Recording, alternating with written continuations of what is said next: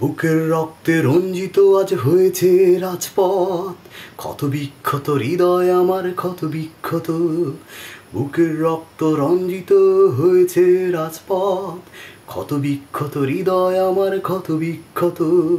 অধিকার চেয়েছি অন্য কিছু নয়, অধিকার চেয়েছি অন্য কিছু নয়।